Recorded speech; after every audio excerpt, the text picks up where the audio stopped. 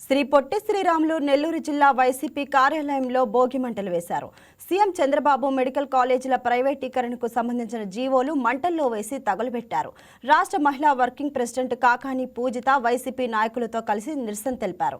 సంక్రాంతి పండుగ సందర్భంగా ప్రతి ఏటా పనికిరాని వస్తువులు, వృధా సామగ్రి భోగి మంటల్లో వేసినట్లు సీఎం చంద్రబాబు చీకటి జీవోలను కూడా భోగి మంటల్లో వేసి తగలబెట్టామని చెప్పారు. ప్రభుత్వ మెడికల్ కళాశాలను ప్రైవేటీకరణ చేయడానికే అనేక పనికిమాలిన ప్రభుత్వ ఉత్తర్వులను విడుదల చేశారని, ప్రజలకు హాని కలిగించే దిక్కుమాలిన జీవోలను భోగిమంటల్లో వేసి నిరసన తెలియజేస్తున్నామని ఆమె వెల్లడించారు.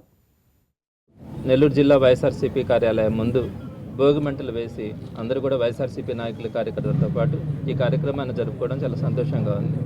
మీ అందరికీ తెలిసిన విషయమే, ఏడాదిలో చాలా పండుగలు వస్తాయి. కానీ ఈ సంక్రాంతికి కానీ, భోగికి కానీ, కనుమ ఈ 3 పండుగలకు కూడా తెలుగు రాష్ట్ర ప్రజలు ఎక్కడున్నా కూడా సంప్రదాయబద్ధంగా చాలా పవిత్రంగా కూడా ఈ 3 పండుగల్ని జరుపుకునే అవకాశం కూడా ఉంటుంది.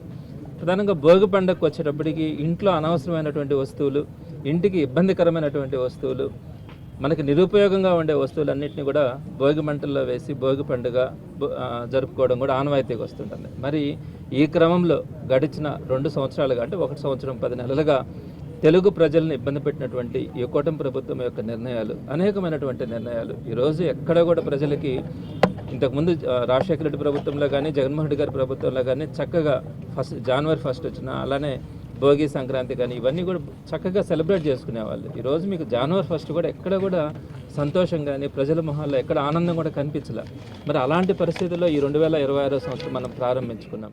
కూటమి ప్రభుత్వం చేసినటువంటి తప్పుడు జియోల్ని భోగి మంటల్లో పడేసి ఈ కొత్త సంవత్సరాన్ని మొదలు పెడుతున్నాము.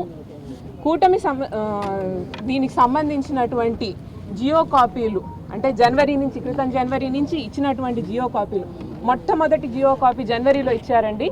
దానికి సంబంధించి కమిటీ వేస్తున్నట్టు హెల్త్ 9 మెడికల్ కాలేజీలకు సంబంధించి ఒక కమిటీ వేయాలి. ఆ మెడికల్ కాలేజీకి సంబంధించినటువంటి పీపీపీ ఇది తెచ్చే ముందు ఫస్ట్ ఏం చేశారనంటే, ఆల్రెడీ